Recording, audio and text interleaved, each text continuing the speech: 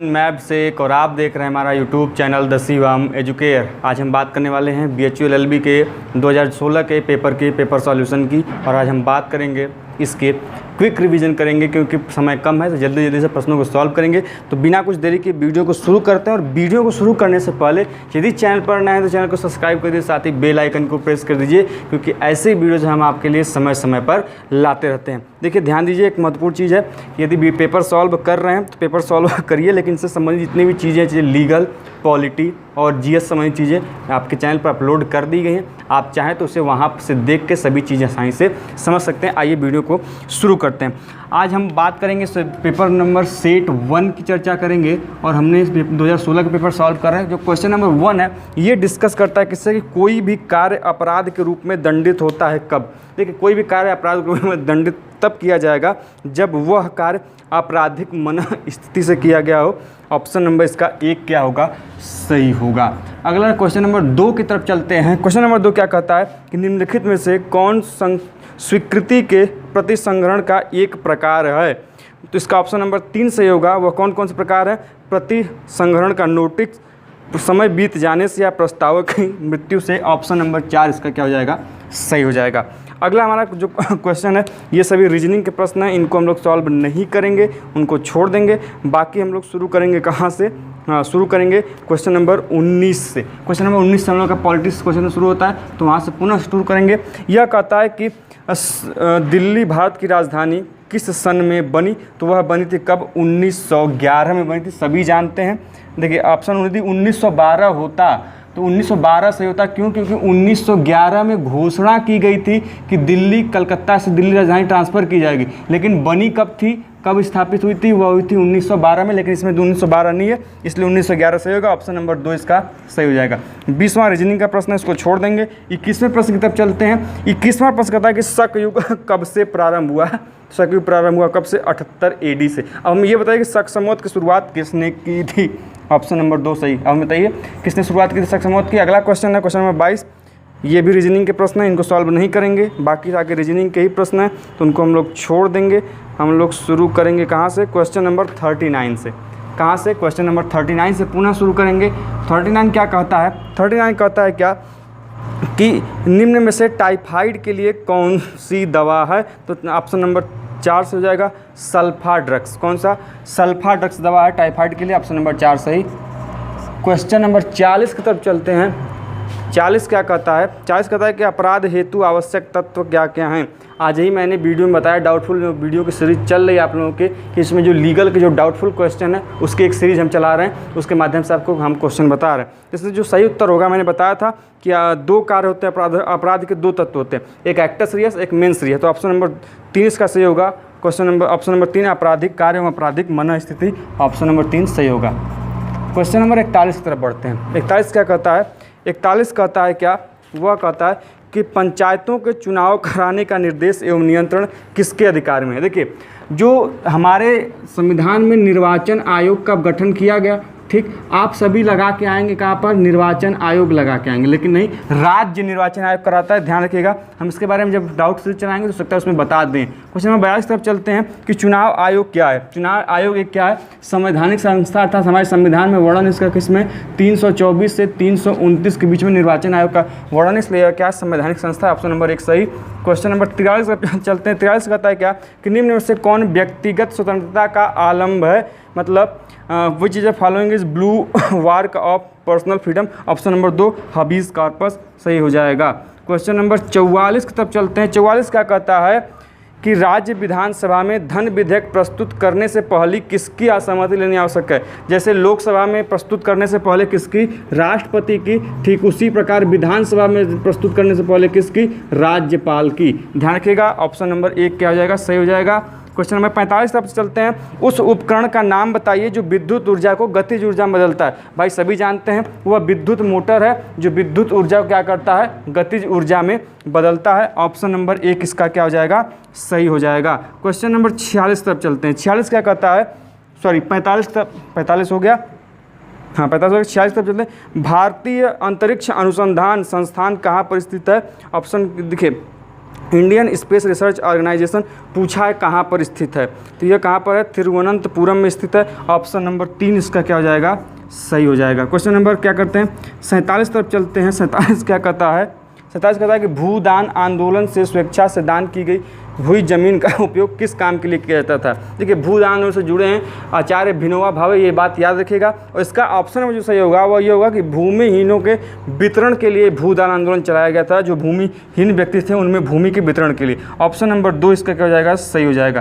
Question number 48 की तरफ चलते हैं। 48 क्या कहता है कि सिविल प्रक्रिया संहिता किस कोड से संबंधित है। यह प्रश्न पहले भी पूछा गया, तो यह सिविल कोड प्रोसीजर संबंधित है, सिविल कोड प्रक्रिया संबंधित है। ऑप्शन नंबर 2 इसका क्या हो जाएगा, सही हो जाएगा।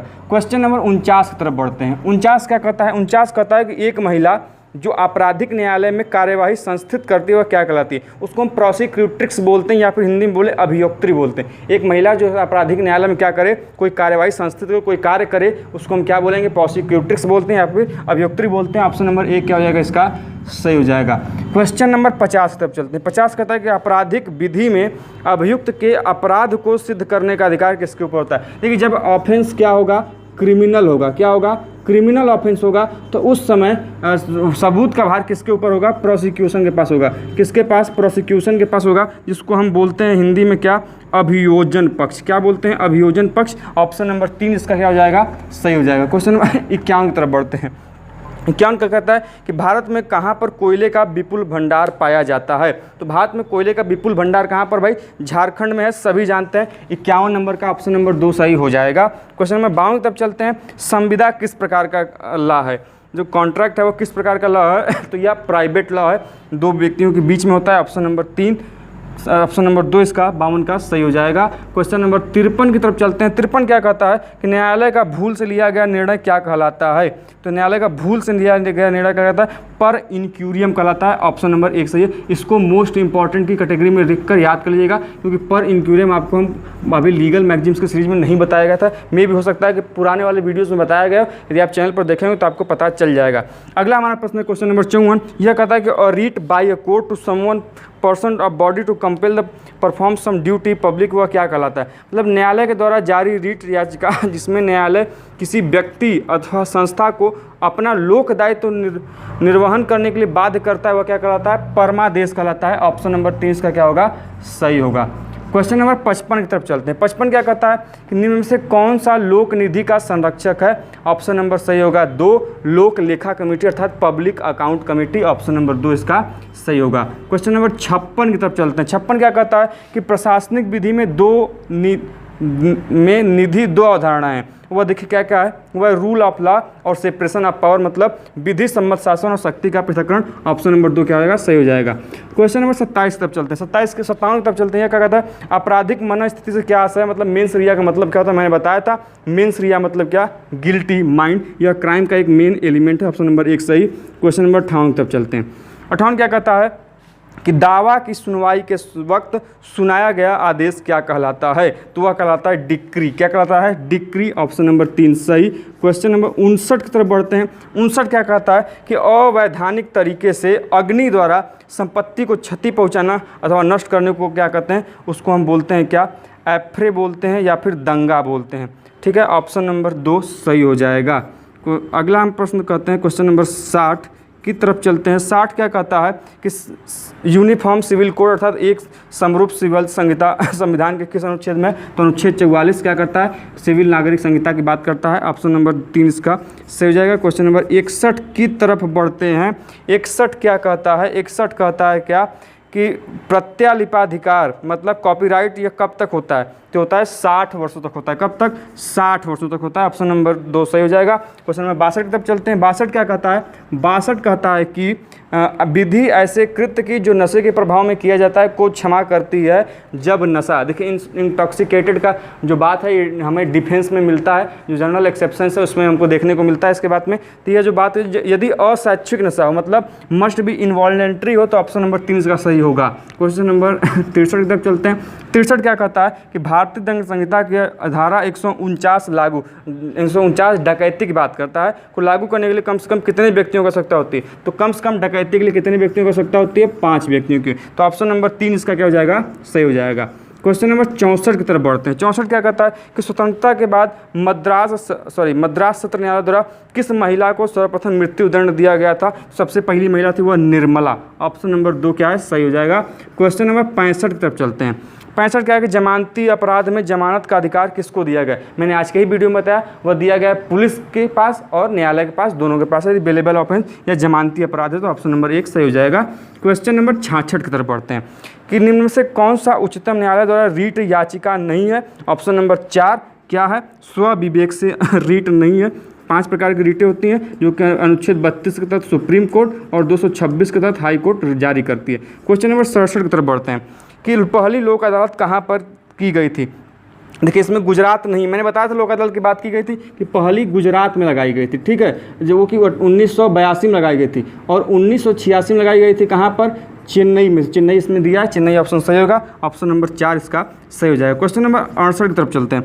68 क्या कहता है कि इम्प्रिजमेंट मीन्स मतलब कारावास से क्या तात्पर्य है? तो कारावास से तात्पर्य है कि साधारण अथवा कठोर कारावास। ऑप्शन नंबर 3 इसका सही हो जाएगा, ठीक है। अगले प्रश्न की तरफ चलते हैं। अगला प्रश्न क्या कहता है? वह कहता है क्या कि उच्चतम न्यायालय की भाषा क्या है? तो सुप्रीम कोर्ट की भाषा क्या है? सुप्रीम कोर्ट की भाषा क्या है? अंग्रेजी है। क्या है? अंग्रेजी है। ऑप्शन नंबर सही हो जाएगा वह 4 इसका सही हो जाएगा। क्वेश्चन नंबर 70 की तरफ चलते हैं कि मुस्लिम विधि का प्राइमरी स्रोत क्या है? प्राइमरी जो सोर्स है मुस्लिम विधि का वह क्या है? कुरान है। ऑप्शन नंबर 1 इसका सही हो जाएगा। क्वेश्चन नंबर 71 की तरफ बढ़ते हैं। 71 क्या कहता है कि हर वर्ष विश्व बौद्धिक संपदा दिवस किस वर्ष मनाया जाता है? तो मनाया जाता है 26 अप्रैल को विश्व बौद्धिक संपदा दिवस मनाया जाता है। अगला हमारा प्रश्न है 72 कि मूल अधिकारों को स्वीकार करने का प्रस्ताव कांग्रेस के किस सत्र में पारित हुआ था? तो जो कराची का सत्र था उसमें मूल अधिकारों को स्वीकार करने की बात की गई थी। ऑप्शन नंबर 1 सही। क्वेश्चन नंबर 73 की तरफ बढ़ते हैं। 73 क्या कहता है कि आर्थिक, सामाजिक एवं सांस्कृतिक अधिकारों की प्रसंविदा किस वर्ष अधिनियमित की गई? ऑप्शन नंबर जो 2 है सही होगा, 1976 में। अगला हमारा प्रश्न क्वेश्चन नंबर 74 क्या कहता है कि रियो समिट निम्नलिखित में से किससे संबंधित है? तो रियो समिट का संबंध पर्यावरण या फिर इन्वायरमेंट से है। ऑप्शन नंबर 3 सही। क्वेश्चन नंबर 75 की तरफ चलते हैं। 75 कहता है कि निम्नलिखित में से कौन यूएनओ का घटक नहीं है? तो WTO यूएनओ का घटक नहीं है, वर्ल्ड ट्रेड ऑर्गेनाइजेशन। अब ये बताया कि वर्ल्ड ट्रेड ऑर्गेनाइजेशन की मुख्यालय कहाँ पर है? कमेंट बॉक्स में बताइए। ऑप्शन नंबर 3 इसका क्या हो जाएगा? सही हो जाएगा। क्वेश्चन नंबर 76 की तरफ चलते हैं। 76 क्या कहता है? 76 कहता है कि भारत के उच्चतम न्यायालय ने एक प्रस्ताव पारित कर न्यायालय के सभी न्यायाधीशों द्वारा अपनी संपत्ति की रिपोर्ट मुख्य न्यायाधीश को प्रस्तुत करने की अनुशंसा किस वर्ष में की थी? तो 1997 में की थी। ऑप्शन नंबर 1 क्या हो जाएगा? सही हो जाएगा। क्वेश्चन नंबर 77 की तरफ चलते हैं। यह कहता है कि निम्नलिखित में से किसमें पोखरण परीक्षण संपादित हुआ था? तो 1974 में हुआ था। ऑप्शन नंबर 2 इसका सही हो जाएगा। क्वेश्चन नंबर 78 की तरफ चलते हैं। 78 क्या कहता है? 78 कहता है कि निम्नलिखित में से कौन भारत का प्रथम ब्रिटिश गवर्नर जनरल था? वह था वॉरेन हेस्टिंग्स। ऑप्शन नंबर 2 सही। क्वेश्चन नंबर 79 की तरफ चलते हैं। 79 क्या कहता है कि निम्न में से कौन सा न्यायाधीश भारत के उच्चतम न्यायालय की गोल्डन जुबली जनवरी 28, 2000 को उच्चतम न्यायालय का न्यायाधीश नियुक्त किया गया? ऑप्शन नंबर 4 सही होगा। कौन सा? कि न्यायाधीश YK सब्बरवाल और न्यायाधीश रूमापाल। ऑप्शन नंबर 4 इसका सही होगा। क्वेश्चन नंबर 80 की तरफ चलते हैं। 80 क्या कहता है? कोई व्यक्ति सार्वजनिक स्थान पर धूम्रपान नहीं करेगा। यह नियम कब अधिसूचित किया गया? तो यह किया गया था 2 अक्टूबर 2008 को। ऑप्शन नंबर 3 सही होगा। क्वेश्चन नंबर 81 की तरफ बढ़ते हैं। 81 क्या कहता है कि आतंकवाद के विरुद्ध प्रथम विधायन मतलब प्रथम जो लेजिस्लेशन था वह कौन सा था? देखिए टाडा था सबसे पहले। क्या था? टाडा। देखिए सबसे पहले आया था मीसा। क्या आया था? सबसे पहले मीसा, फिर नाज़ा, फिर क्या आया था? टाडा, ठीक है, फिर आया था पोटा। देखिए एक क्रम याद रखिएगा, इतनी चीज़ें आई थी। इसमें जो ऑप्शन दिया है उसके हिसाब से क्या हो जाएगा? टाडा सबसे पहले आएगा। ऑप्शन नंबर जो 81 सही होगा, 2 सही होगा। क्वेश्चन नंबर 82 की तरफ बढ़ते हैं। 82 क्या कहता है? 82 कहता है कि किसी कृत्य अथवा लोभ के कारण किसी व्यक्ति को हानि अथवा चोट प्राप्त होता है जिसके लिए अभियुक्त व्यक्ति को आरोपित करता है, वह व्यक्ति क्या कहलाएगा? तो वह व्यक्ति कहलाएगा क्या? विक्टिम कहलाएगा। ऑप्शन नंबर 4 इसका क्या हो जाएगा? सही हो जाएगा। क्वेश्चन नंबर 83 की तरफ बढ़ते हैं। किसकी तरफ? 83 की तरफ। 83 क्या कहता है? 83 कहता है किसी विशेष अपराध के लिए संक्षिप्त सार जिसे सबसे पहले जानने का अधिकार उस व्यक्ति को है जिसके विरुद्ध वह लगाया जाता है, वह क्या कहलाता है? वह चीज़ कहलाती है आरोप। आरोप कहलाती है। तो ऑप्शन नंबर जो होगा 2 सही। क्वेश्चन नंबर 84 की तरफ चलते हैं। 84 क्या कहता है कि आपातकाल 1975 के दौरान भारतीय विधि परिषद के अध्यक्ष निम्नलिखित में से कौन थे? राम जेठमलानी, जिनका हाल ही में निधन हुआ था। ऑप्शन नंबर 3 क्या हो जाएगा? सही हो जाएगा। क्वेश्चन नंबर 85 की तरफ बढ़ते हैं। 85 ही प्रश्न था, 85 प्रश्न था, ध्यान दीजिए। क्वेश्चन नंबर 86 तक चलते हैं। 86 क्या कहता है? 84 छूट गया था हम लोग, है ना। 84 क्या कहता है? 84 कहता है कि निम्नलिखित में से किसमें भूमि सुधार की प्रक्रिया प्रारंभ नहीं हो सकी? तो वह राज्य था तमिलनाडु। ऑप्शन नंबर 2 सही कर लीजिएगा। क्वेश्चन नंबर 86 तक चलते हैं। कोहरा निम्नलिखित में किसका परिणाम है? तो कोहरा परिणाम है किसका? घनीकरण का, या फिर उसको बोलते हैं कंडेंसेशन का। ऑप्शन नंबर 1 इसका क्या जाएगा? सही हो जाएगा। क्वेश्चन नंबर 87 की तरफ चलते हैं। 87 क्या कहता है कि भारत के न्यायालय से जुड़ा प्रथम मध्यस्थ केंद्र कहाँ स्थापित हुआ था? तो वह था तमिलनाडु में। ऑप्शन नंबर 2 बिल्कुल सही। क्वेश्चन नंबर 88 की तरफ चलते हैं। 88 कहता है कि निम्नलिखित में से किसे भारत सरकार के प्रथम विधिक सलाहकार के रूप में जाना जाता है? तो वह भारत का महान्यायाधीश, जिसको हम बोलते हैं अटॉर्नी जनरल ऑफ इंडिया के नाम से जानते हैं। ऑप्शन नंबर 2 इसका क्या जाएगा? सही हो जाएगा। क्वेश्चन नंबर 89 की तरफ चलते हैं। 89 क्या कहता है? 89 कहता है कि अस्पृश्यता का निवारण और इस प्रथा को संविधान के किस अनुच्छेद के अनुसार दंडनीय किया गया? तो अस्पृश्यता का अंत किस में दिया गया? अनुच्छेद 17 में दिया गया है। क्वेश्चन नंबर 90 की तरफ चलते हैं। 90 क्या कहता है कि इंदिरा गांधी के चुनाव से संबंधित पुस्तक this cash that Shuk India का निम्नलिखित में से किसने लिखी? मैंने लीगल के बुक्स के बारे में बताया था, उसमें इसकी चर्चा भी की थी। ऑप्शन नंबर 4 से हो जाएगा। प्रशांत भूषण ने किया था। ठीक है, अगला हमारा जो प्रश्न है क्वेश्चन नंबर 91, वह क्या कहता है कि राष्ट्रपति के चुनाव लड़ने के लिए न्यूनतम आयु कितनी होनी चाहिए? तो वह 35 वर्ष। ऑप्शन नंबर 3 सही। क्वेश्चन नंबर 92 की तरफ चलते हैं कि अंतर्राष्ट्रीय विधि के पिता कौन है? इसकी भी चर्चा मैंने उस वीडियो में की थी। ऑप्शन नंबर 3 इसका हो जाएगा। ग्रोटियस को कहते हैं अंतर्राष्ट्रीय विधि के पिता, international law, father of international law. अगला हमारा प्रश्न है कि भारतीय दंड संहिता के ड्राफ्ट से कौन जुड़ा है? मतलब इंडियन पिनल कोड का ड्राफ्ट किसने तैयार किया था? लॉर्ड मैकाले ने तैयार किया था। कब? 1834 में जब गठन हुआ था प्रथम विधि आयोग का। किसके द्वारा? 1833 चार्टर एक्ट के द्वारा तब तैयार किया था। ऑप्शन नंबर 1 से हो जाएगा। किसने? लॉर्ड मैकाले ने। क्वेश्चन नंबर 94 की तरफ चलते। 94 क्या कहता है कि विधि की पुरातन संहिता क्या है? तो वह है स्मृति है। क्या है? स्मृति है। अगला हमारा प्रश्न है क्वेश्चन नंबर 95। यह क्या कहता है? यह कहता है कि निम्नलिखित में से कौन जर्मनी एवं पोलैंड के बीच में सीमा रेखा का प्रतिनिधित्व करती है? तो वह करती है कौन? हिंडनबर्ग रेखा। कौन सा? हिंडनबर्ग रेखा। ऑप्शन नंबर 2 सही है। मैंने वीडियो के माध्यम से जो देशों के बीच में जो रेखाएं हैं लगती हैं, Radcliffe, McMahon, Durand, Maginot, 29वीं, 89वीं, सभी वीडियो एक ही वीडियो में सभी देशों के बीच लगने वाली रेखा को मैंने वीडियो बनाई। आप चाहें तो उसे देखकर चीज़ों को समझ सकते हैं। क्वेश्चन नंबर 96 की तरफ चलते हैं। 96 क्या कहता है? 96 कहता है कि टेम्परेट ग्रासलैंड निम्नलिखित में कौन सा सबसे महत्वपूर्ण फसल है? तो वह है कौन सा? अन्न है। कौन सा? अन्न है। ऑप्शन नंबर 3 से हो जाएगा। क्वेश्चन नंबर 97 की तरफ चलते हैं। 97 क्या कहता है कि which one of the following is biggest? कौन सबसे बड़ा है इनमें से? तो भूमध्य रेखा सबसे बड़ा होता है। ऑप्शन नंबर 2 इसका सही हो जाएगा। क्वेश्चन नंबर 98 की तरफ चलते हैं। 98 क्या कहता है? 98 कहता है कि किंग जॉर्ज पंचम के आगमन के समय भारत का वायसराय कौन था? तो उस समय थे लॉर्ड हार्डिंग थे। कौन थे? Lord Hardinge. ऑप्शन नंबर क्या हो जाएगा? 4 सही हो जाएगा।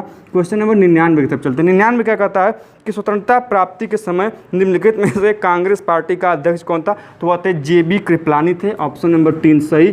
क्वेश्चन नंबर 100 की तरफ चलते हैं। 100 क्या कहता है कि निम्नलिखित स्थानों में से किस स्थान पर हुए अखिल भारतीय कांग्रेस कमेटी के अधिवेशन में भारत छोड़ो प्रस्ताव पारित किया गया? वह किया गया था बम्बई में। ऑप्शन नंबर 3 इसका सही। क्वेश्चन नंबर 101 की तरफ चलते हैं। 101 क्या कहता है कि एक बार नियुक्ति के बाद उच्चतम न्यायालय के न्यायाधीशों की कितनी उम्र तक होने तक सेवा में रहते हैं? तो 65 वर्ष तक सेवा में रहते हैं, जैसा कि मैंने सभी को बताया था। और उच्च न्यायालय के हाई कोर्ट के 62 वर्ष तक। ऑप्शन नंबर इसका सही हो जाएगा क्या?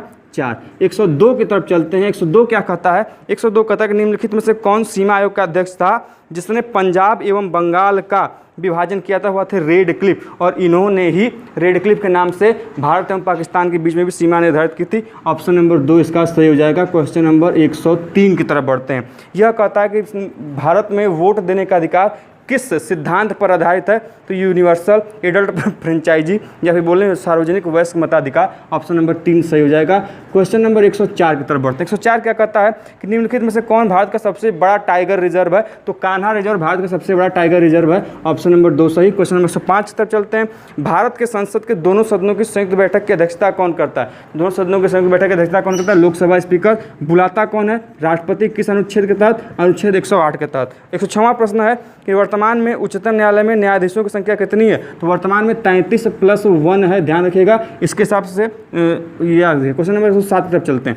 107 क्या कहता है कि निम्नलिखित में से किसे फिरोज शाह ने स्थापित नहीं किया था? तो फतेहपुर सीकरी को फिरोज शाह ने स्थापित नहीं किया था। क्वेश्चन नंबर ऑप्शन नंबर 2 से जाएगा। मुझे ये बताइए कमेंट बॉक्स में कि फतेहपुर सीकरी की स्थापना किसने किया था। अगला प्रश्न है कि बीजक किससे संबंधित है? बीजक संबंधित किससे? कबीरदास से। ऑप्शन नंबर 2 सही। क्वेश्चन नंबर 109 की तरफ चलते हैं कि निम्नलिखित में से किसे भारतीय इतिहास में मौर्य युग का योगदान नहीं माना जाता है? तो वह है कि प्राचीनतम पाषाण मूर्तियों को मौर्य काल का योगदान नहीं माना जाता। ये शुरुआत कहाँ किस किया गया था? गुप्त काल में हुआ था। ध्यान दीजिएगा, ऑप्शन नंबर 4 इसका सही हो जाएगा। क्वेश्चन नंबर 110 की तरफ बढ़ते हैं। 110 क्या कहता है कि एक वृक्ष की उम्र का निर्धारण निम्नलिखित में से किसके द्वारा किया जा सकता है? किसकी सहायता से? तो इसकी वलयों के द्वारा, इसके रिंग्स के द्वारा। ऑप्शन नंबर 4 इसका सही हो जाएगा। क्वेश्चन नंबर 111 की तरफ बढ़ते हैं। 111 क्या कहता है कि मनुष्य के द्वारा सबसे पहले कौन सी धातु उपयोग में लाई गई थी? वह थी क्या?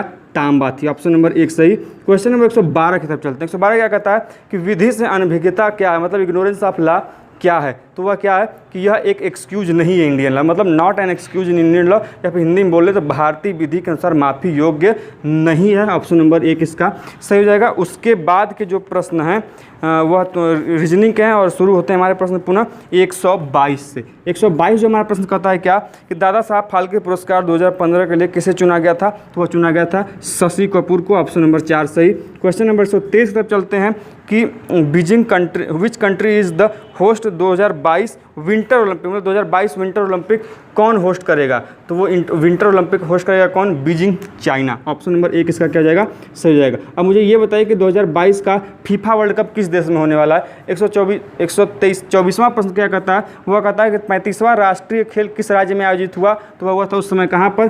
केरला में। क्वेश्चन नंबर 125 की तरफ चलते हैं कि रमन मैग्सेसे पुरस्कार 2015 किसने जीता? तो उस समय जीता था किसने? संजीव चतुर्वेदी व अंशु गुप्ता ने। कोई मतलब नहीं, इस समय का जानिए किसने जीता है? रवीश कुमार ने जीता है। एनडीटीवी के पत्रकार हैं, एडिटर इन चीफ है रवीश कुमार, उन्होंने जीता है। उस ऑप्शन नंबर इसका 1 सही हो जाएगा। क्वेश्चन नंबर 126 तब चलते हैं। निम्नलिखित में से दर्पण के प्रकारों में से कौन सा कारों में प्रमुख लैंपों में यूज किया जाता है? मतलब कार के जो लैंप होते हैं, जो लाइट लगी होती है, कौन सा यूज होता है? तो होता है परवलीय उत्तल दर्पण, मतलब parabolic concave mirror. Option number 3 इसका सही हो जाएगा। क्वेश्चन नंबर 127 की तरफ चलते हैं। 127 क्या कहता है कि प्रगति मतलब proactive governance and timely implementation योजना क्या है? तो यह क्या है? यह है मांग समाधान तंत्र। ऑप्शन नंबर 1 इसका सही। क्वेश्चन नंबर 128 की तरफ चलते हैं कि गुरुत्व के सार्वभौम सिद्धांत का प्रतिपादन किसने किया था? Universal law of gravitation was propounded bye Newton. Option number 3 सही हो जाएगा। क्वेश्चन नंबर 129 की तरफ बढ़ते हैं कि भारतीय तटरक्षक ने एक अति गतियुक्त गश्ती जहाज सम्मिलित किया है, उसका नाम पूछा है, तो वह था नाम उसका अमोघ। ऑप्शन नंबर 2 सही। और इस पेपर का लास्ट क्वेश्चन और हम वो क्या कि नेशनल वोटर्स डे मतलब मतदाता दिवस कब मनाया जाता है? तो 25 जनवरी को मनाया जाता है। ऑप्शन नंबर 1 सही। देखिए आपका एग्ज़ाम नज़दीक होने की वजह से बहुत तेज़ी से हमने पेपर को रिवाइज किया क्योंकि 27 को एग्ज़ाम है और कोशिश हमारी है कि 2018 या 19 तक पेपर आपको एग्ज़ाम के पहले प्रोवाइड कर दिया जाए। इसीलिए काफ़ी जल्दी हम पेपर को एक ही वीडियो में समेट दिए। तो आपको वीडियो कैसा लगा हमें कमेंट बॉक्स में जरूर बताइएगा। और कोई क्वेरी, कोई जानकारी, कोई सजेशन तो कमेंट बॉक्स में बताइए। आपका हेल्प करने में हमें काफ़ी खुशी होगी। मिलते हैं ऐसे इंटरेस्टिंग वीडियो के साथ नेक्स्ट वीडियो में। तब तक के लिए जय हिंद, जय भारत।